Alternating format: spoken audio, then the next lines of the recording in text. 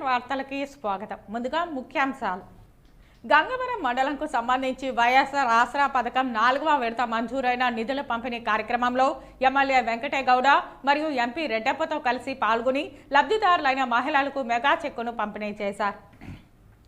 కర్ణాటక రాష్ట్రానికి చెందిన మద్యంను అక్రమంగా తీసుకుని వెళ్తున్న ఒక వ్యక్తిని మరియు బాల నేరస్తును అరెస్టు చేసి వారి వద్ద నుండి మోటార్ సైకిల్ స్వాధీనం చేసుకున్నట్లు పలమనేరు పోలీసులు వెల్లడించారు. మున్సిపల్ కార్మికులకు సమ్మె కాలంలో ప్రభుత్వం ఇచ్చిన హామీలపై జీవోలు విడుదల చేసి అమలు చేయాలని ఏఐటీసీ జిల్లా గౌరవ అధ్యక్షులు ఎస్ నాగరాజు డిమాండ్ చేశారు.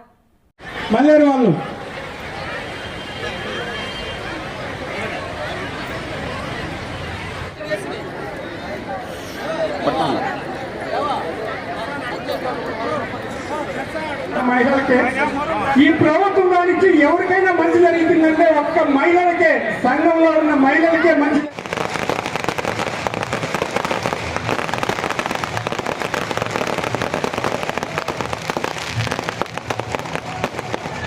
గంగవరం మండలంకు సంబంధించిన 10,650 మంది సభ్యులకు గాను వైఎస్ఆర్ ఆసరా పథకం 4వ విడతలో 10,35,29,329 రూపాయలు అందించారు.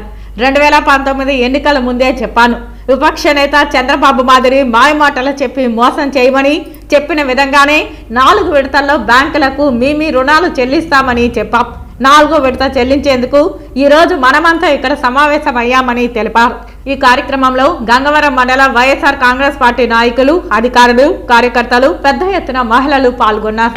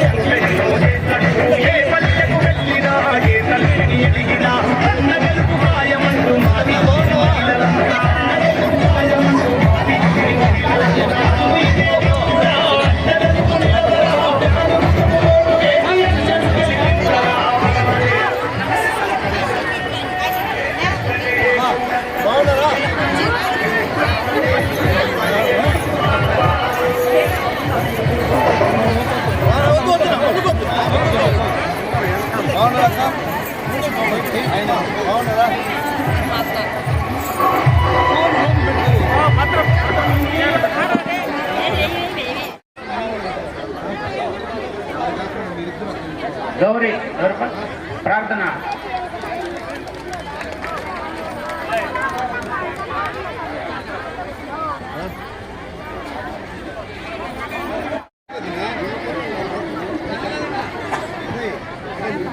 పూజారి గంగలమ్మ గారు, కీలపట్ల ఎంపీటీసీ, భారతి గారు, కలవటూరు ఎంపీటీసీ, పివి భాస్కర్ గారు, గండ్రాజపల్లి, ఎస్ఆర్ లేకే గారు, గంగవరం 2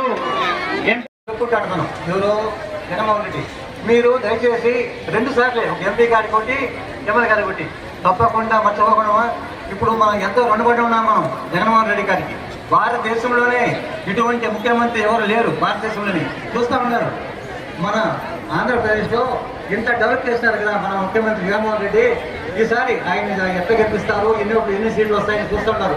ఏమే భారతదేశం మొత్తం సార్ అభివృద్ధి కాకుండా మన సంక్షేమమే కాకుండా మన గోవులకు కానీ, అడవుల్లో ఉన్న పక్షులకు కానీ నీళ్లు లేని పరిస్థితులు చంద్రబాబు నాయుడు పరిస్థితులు మనం అందరూ కూడా చూసినాం. ఈ రోజు అన్ని కూడా పచ్చగా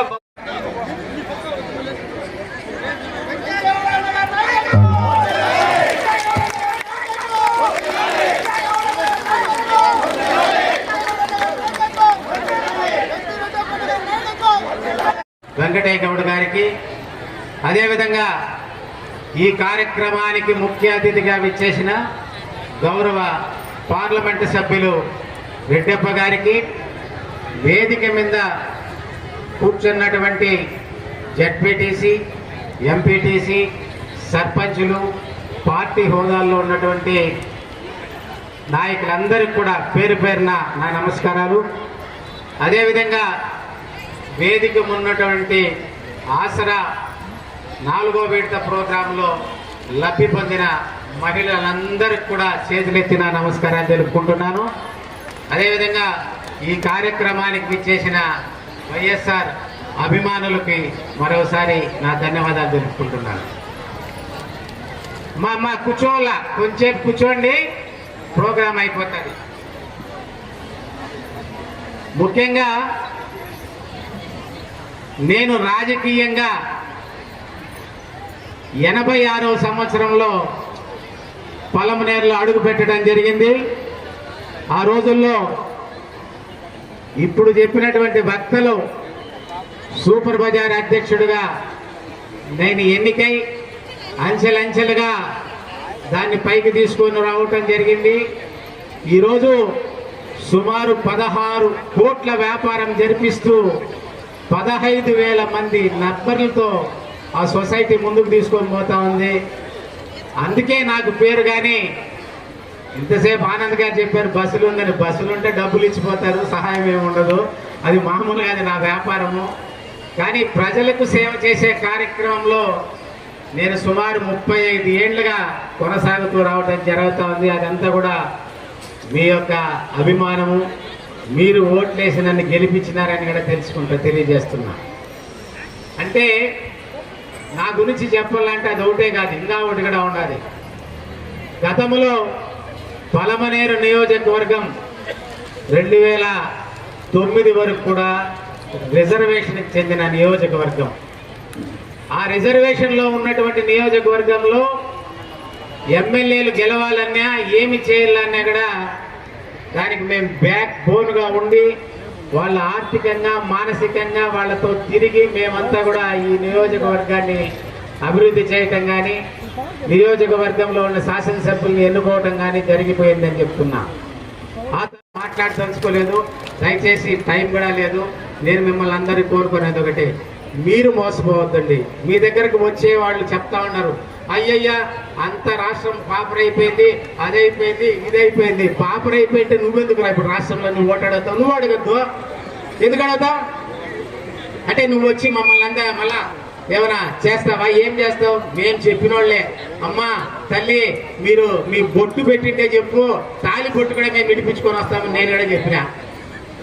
ఏమైంది? తాలి బొట్టు రాలేదు, కాలు మెట్టు రాలేదు. ఆ కాళ్ళలో ఉండే చెప్పులు మటు కరిగిపోయినాయి, ఆ మెట్లు కరిగిపోయినాయి, కాలు మెట్టు కూడా రాలా. మరి ఈరోజు సంక్షేమ కార్యక్రమాలు ఏ విధంగా ఉన్నాయి? మీ ఇంటికి నిత్యావసరాలు వస్తూ ఉన్నాయి, మీకు తీసుకునే పెన్షన్ మీ ఇంటికి వస్తూ ఉంది. ఈరోజు వాలంటీర్ల ద్వారా మీరు ఏ అర్హత పొందుతారో, వికలాంగుల పింఛన్లు కానీ, వితంతువుల పింఛన్లు కానీ, అదేవిధంగా వృద్ధాప్య పింఛన్లు కానీ అన్నీ కూడా మీ ఇంటి దగ్గర వస్తూ ఉంది. ఎవరి వల్ల వస్తూ ఉంది? ఈ ప్రభుత్వంలో వస్తూ ఉంది. గత ప్రభుత్వంలో మీరు ఎప్పుడైనా చూసారా? ఇటువంటి కార్యక్రమాలు మీరు ఎప్పుడైనా చేసుకున్నారా? లేదు. మేము కూడా దానిలోనే ఉన్నాం. కాబట్టి నేను మీకు అందరికీ ఒకటే చెప్తా ఉన్నా, మీ సంక్షేమ కార్యక్రమాలు మీ ఇంటికి రావాలన్నా, మీరు బాగుపడాలన్నా, మీ బతుకులు బాగుపడాలన్నా మీరు రాబోయే ఎన్నికల్లో ఫ్యాన్ గుర్తుకు ఓటేయాలా, మన ఎమ్మెల్యే గారిని గెలిపించుకోవాలా, ఎంపీ గారిని గెలిపించుకోవాలా.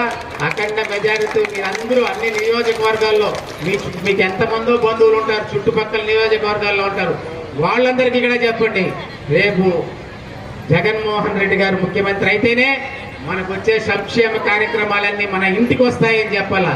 చెప్పి మీరందరూ కష్టపడి ఈ 2 నెలలు కష్టపడి మీరు ఓట్లు వేయించుకున్నారు, గెలుచుకున్నారు, మళ్ళా ప్రభుత్వాన్ని తెచ్చుకున్నారంటే ఈ రోజు ఏ విధంగా మీరు సంతోషంగా ఉంటారో జరగబోయే 5 ఏళ్ళు కూడా అంతకన్నా ఎక్కువ సంతోషంగా ఉంటారని తెలియజేసుకుంటూ, నాకు ఈ అవకాశం ఇచ్చినటువంటి గంగవరం మండల పార్టీ అధ్యక్షులకు కానీ, అదేవిధంగా ఈ మండల కమిటీకి కానీ అందరికి కానీ పేరు పేరున నమస్కారాలు తెలుసుకుంటూ మీకు అందరికీ చెప్తున్నా.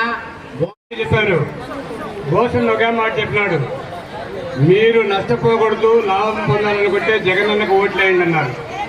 ఏమ్మా, మీరు మోసపోకూడదు, నష్టపోకూడదు, మీరందరూ కూడా ఫ్యాన్ గుర్తుగా ఓటేసి జగనన్నను గెలిపించాలని చెప్పారు.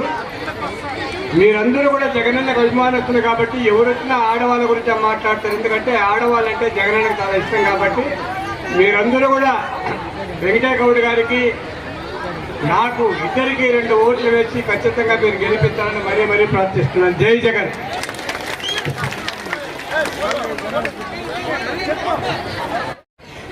అవ్వలకు అన్నదమ్ములకు మా సైన్యానికి వేదిక మీద ఉన్నటువంటి మా సైన్యానికి అదేవిధంగా ముఖ్యంగా మన పార్లమెంట్ సభ్యులు ఎంపీ రెడ్డప్పన్న గారికి అదేవిధంగా బోసన్న గారికి ధన్యవాదాలు తెలియజేసుకుంటూ మండల కమిటీకి ప్రత్యేకంగా 2 ధన్యవాదాలు తెలియజేస్తూ జెడ్పీటీసీ గారికి ఎంపీపీ గారికి మండల అధ్యక్షుడికి ప్రత్యేకంగా ధన్యవాదాలు తెలియజేసుకుంటూ ఎంపీటీసీ సభ్యురాలు సర్పంచ్ అందరూ ఉన్నారు. వేదిక మీద ఉన్నటువంటి సర్పంచులు ఎంపీటీసీలు అందరికీ కూడా పేరు పేరున ధన్యవాదాలు తెలియజేసుకుంటూ మీడియా సోదరులారా మీకు కూడా ప్రత్యేకంగా అభినందనలు.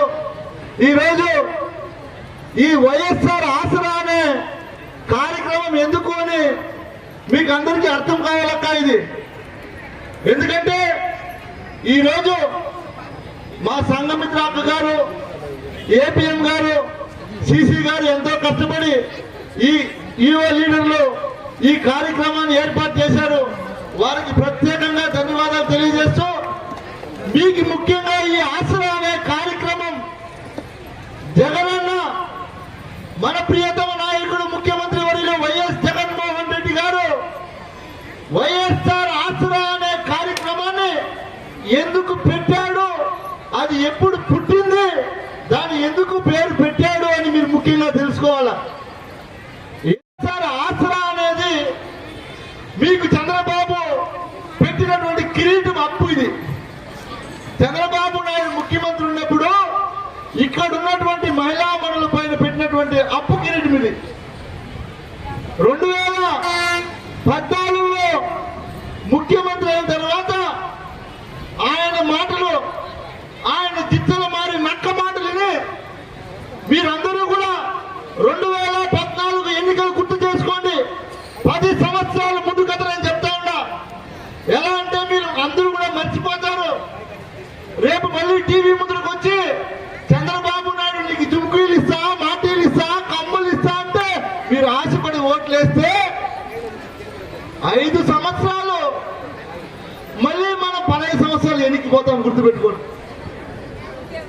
ఎందుకు ఈ మాట చెప్తా ఉన్నానంటే 2014 ఎన్నికల ముందర ఆ రోజు మహిళలను చూసి ఇలా చూసి, అవ్వా ఏమైంది నీ మెల్ల చైన్ లేదే, బొట్టు తాడేసుకో ఉండేవే అన్నాడు. ఏం చేసేది బా, కష్టం వచ్చా కుదువు పెట్టేసాడు బ్యాంకులో ఉంటే. అవ్వా బాబు వస్తాడు, భయపడద్దు, నువ్వు కుదువు పెట్టిండే బ్యాంకులో ఉండే బంగారం నీ బీరువాలో తెచ్చి పెడతానని చెప్పాడు. చెప్పినాడా లేదా? ఈడుండే వాళ్ళందరినీ అడుగుతా ఉన్నా, ఎంతమంది బీరువాలకి మీరు కుదువు పెట్టిండే బంగారం చంద్రబాబు తెచ్చిచ్చారు అడుగుతా ఉన్నా. ఏ ఒక్కరికైనా తెచ్చిచ్చాడా? తెచ్చిలేదు. తెచ్చియకుండా ఎన్నికల సమయంలో అబద్ధాలు చెప్పి మీ దగ్గర ఓటు మాత్రం వేసుకున్నాడు. నిజమా కాదా? డోక్రా గ్రూపుల్లో ఉండే అక్క చెల్లెమ్మలారా, మీరు భయపడద్దండి, బాబు వస్తాడు, మీ డోక్రా రుణమాఫీ చేస్తానని చెప్పి డోక్రా కొట్టాడు చంద్రబాబు. కాదా అని అడుగుతా ఉన్నా తెలియదు ఈరోజు. నిజమా కాదా? ఆ రోజు మిమ్మల్ని అందరినీ కూడా మోసం చేసి నట్టేటిన ముంచి ఇలాంటి మాయ మాట చెప్పి మీ బిడ్డలు ఎవరో చదువుకునే వాళ్ళు ఉంటే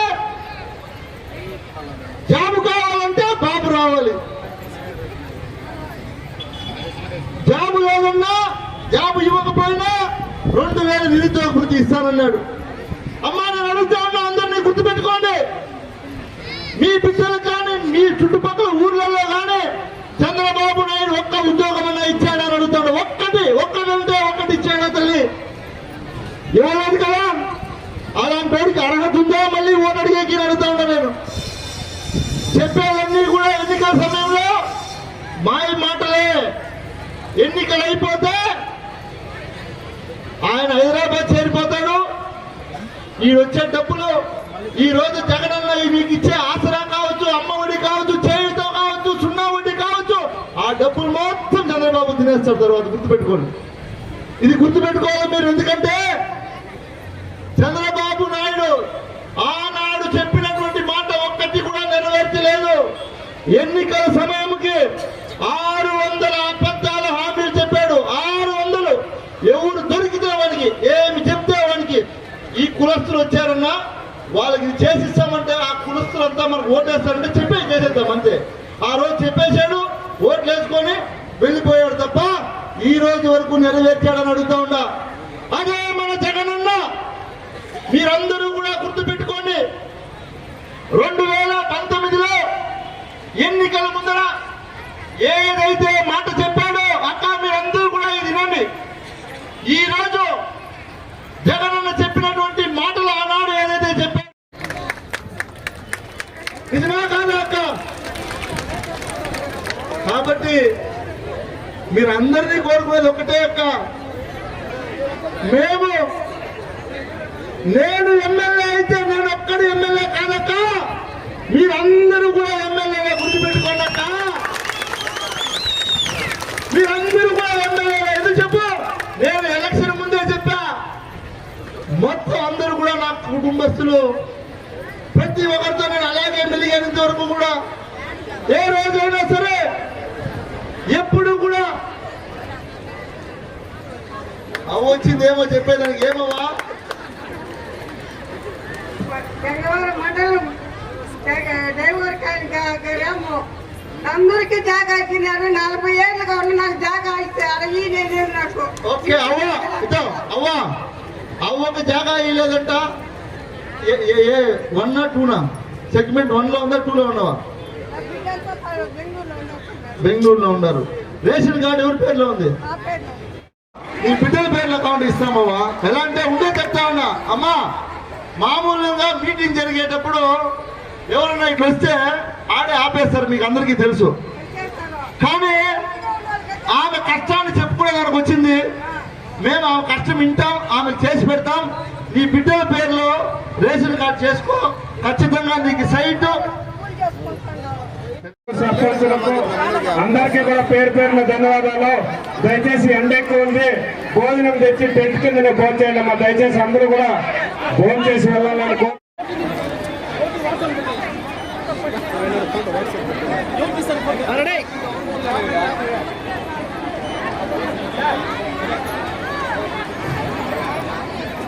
ఈ కార్యక్రమానికి చేసినటువంటి, ఎందుకంటే ఒక గ్రూప్ లో 8 లక్షలు 7 లక్షలు 5 లక్షలు ఎంత అప్పు ఉందో అంత అప్పు మన అన్నదమ్ములు కూడా కట్టరు, భార్య అప్పు భర్త కూడా కట్టడు, భర్త అప్పు భార్య కూడా కట్టదు. అలాంటి మన జగనన్న మన అప్పు అంతా కూడా కట్టడం జరిగింది. ఆయనకి ఎంత ఇచ్చినా మనం రుణం తీర్చుకోలేం.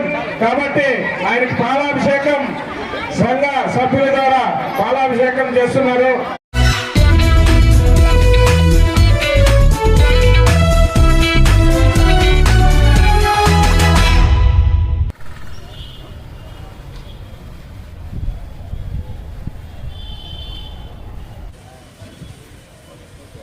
సోమవారం మధ్యాహ్నం 3 గంటలకు పలమనేరు టౌన్ రఘువీరారెడ్డి కాలనీలోని బుజ్జమ్మ ఇంటి వద్ద 2 వ్యక్తులు మోటార్ సైకిల్లో కర్ణాటకకు చెందిన మద్యంను తీసుకుని ఆ కాలనీలోని బుజ్జమ్మకు ఇస్తున్నారనే సమాచారంపై పలమనేరు డీఎస్పీ మహేశ్వర్ రెడ్డి ఉత్తర్వుల మేరకు Palamaner urban PS inspector of police C Chandrasekhar, SI B Sahadevi ఆధ్వర్యంలో సిబ్బందితో కలిసి అక్కడికి వెళ్లగా అంతలో 2 వ్యక్తులు ద్విచక్ర వాహనంపై ఒక సంచిని పట్టుకుని వచ్చి మద్యం కలిగిన పాలిథీన్ కవర్లను ఒక్కొక్కటిగా బుజ్జమ్మకు ఇస్తూ ఉన్నారు. వారు మమ్మల్ని చూసి తప్పించుకున్నట్టుకు ప్రయత్నించగా వారిలో 2ని పట్టుకున్నామని, బుజ్జమ్మ తప్పించుకుందని తెలిపారు. ఆ తర్వాత మాకు పట్టుబడిన వారి వద్ద ఉన్న పాలిథీన్ కవర్లలో చూడగా అందులో కర్ణాటక రాష్ట్రానికి చెందిన 90 ml కెపాసిటీ కలిగిన 576 చీప్ లిక్కర్ టెట్రా ప్యాకెట్లు ఉన్నాయని తెలిపారు. ఈ చీప్ లిక్కర్ టెట్రా ప్యాకెట్స్ విలువ 50,000గా ఉన్నదని తెలిపారు. దీంతో పాటు ఒక బజాజ్ పల్సర్ మోటార్ సైకిల్ ను స్వాధీనం చేసుకున్నామని చెప్పారు. ఎస్పీ శ్రీ జాషువా ఐపీఎస్ గారి ఉత్తర్వు మేరకు మన పలమనేరు పట్టణంలో కర్ణాటక నుంచి వచ్చేటువంటి కర్ణాటక లిక్కర్ పైన గట్టి నిఘా ఉంచడం జరిగింది. ఈ నిఘాలో భాగంగా నిన్నటి దినం పలమనేరు డిఎస్పీ గారి ఆధ్వర్యంలో మా ఉమెన్ ఎస్ఐ అసాదేవి, విజయ్ కానిస్టేబుల్ మరి ఐడి పార్టీ అందరూ కూడా నిన్నటి దినం రఘువీరెడ్డి కాలనీలో మాకు రాబడిన సమాచారం మేరకు ఒక పల్సర్ మోటార్ సైకిల్లో లిక్కర్ వస్తున్నట్టు తెలిసింది. దానిపైన వీళ్ళందరూ కూడా ఆకస్మికంగా దాడి చేసి అందులో ఇద్దరు వ్యక్తులు, ఒకరు సుందరేష్ అలియాస్ అజిత్ 22 ఏళ్ళు, ఇతని గాంధీనగర్, ఇతనితో పాటు ఏటిగడ్డకు చెందినటువంటి ముస్లిం అడిగే ఏటిగడ్డకు చెందినటువంటి ఒక జూనియర్ అంటే ఇంకా బిలో 18 ఇయర్స్ వ్యక్తి. వీళ్ళిద్దరు కూడా కర్ణాటక నుంచి సుమారు 576 టెట్రా ప్యాకెట్స్ 90 ml, వీటి విలువ సుమారు 50,000 ఉంటుంది. వీటన్నిటిని కూడా వీళ్ళు కవర్లో ప్యాక్ చేసి, బాక్స్లో మామూలుగా 96 వస్తాయి, వీటిని 2 భాగాలుగా చేసి 48 ఆ రకంగా 12 ప్యాకింగ్ చేశారు. 12 బాక్సులుగా ప్యాక్ చేసి వీటిని మండోల కాలనీకి చెందినటువంటి బుజ్జమ్మ అనే ఆమెకి ఇచ్చేటప్పుడు మనకు రాబడిన సమాచారం మేరకు మేమందరూ వాళ్ళని చుట్టుముట్టి వాళ్ళిద్దరిని పట్టుకోవడం జరిగింది. వాళ్ళ దగ్గర ఉన్నటువంటి ఈ 576 టెట్రా ప్యాకెట్స్, తర్వాత పల్సర్ మోటార్ సైకిల్, వీటన్నిటి కూడా సీజ్ చేసి వాళ్ళపైన ఎక్సైజ్ యాక్ట్ కింద కేసు నమోదు చేశాం. వాళ్ళని విచారిస్తే కర్ణాటకకు చెందినటువంటి బాచిగానిపల్లి, అది నంగిలి పోలీస్ స్టేషన్ లిమిట్స్, అక్కడికి సంబంధించిన అజయ్ అనే వ్యక్తి వీళ్ళకు కర్ణాటక బార్డర్ వరకు తీసుకొని వచ్చి వీళ్ళిద్దరికీ ఇస్తాడు. వీళ్ళు ఇక్కడ నుంచి తీసుకొని వచ్చి ఈమె బుజ్జమ్మ అనే ఆమెకి ఇవ్వడం జరుగుతుంది. ఇది వాళ్ళని విచారిస్తే మనకు తెలిసిన విషయాలు. దీనిపైన మనం కేసు నమోదు చేసి ఈరోజు ఈ సుందరేష్ని కోర్టులో ప్రొడ్యూస్ చేస్తున్నాం. అదేవిధంగా జూనియర్ని తిరుపతి జూనియర్ కోర్టులో హాజరుపరుస్తూ ఉన్నాం. మిగతా ఇద్దరిని కూడా త్వరలోనే అరెస్ట్ చేయడం జరుగుతుంది. ఎవరు కూడా ఈ కర్ణాటక లిక్కర్ వైపు చూడొద్దండి, ఎందుకంటే ఈ రాబోయేది ఎలక్షన్స్ కాబట్టి చట్టరీత్యా చాలా గట్టి చర్యలు తీసుకోవడం జరుగుతుంది. చంద్రశేఖర్, పల్నాడు టౌన్.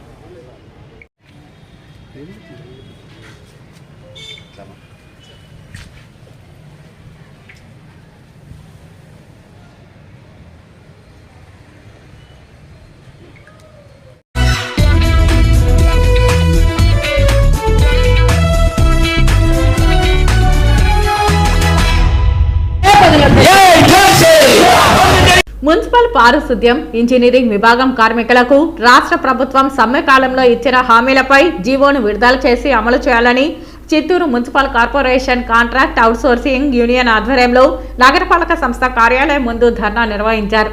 ఈ ధర్నా కార్యక్రమానికి యూనియన్ నాయకులు టి సురేష్, జయశంకర్ నాయకత్వం వహించారు.